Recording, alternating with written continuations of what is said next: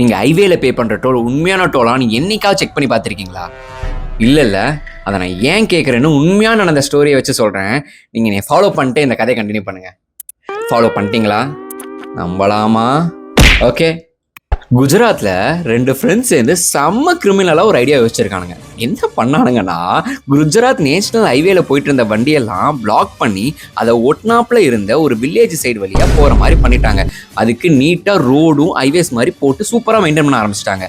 இதில் ஒரு ஹைலைட்டான பாயிண்ட்டே ப்ரைவேட்டாக அவங்க ஒரு டோல் பிளாஸாவும் கன்ஸ்ட்ரக்ட் பண்ணிட்டாங்க.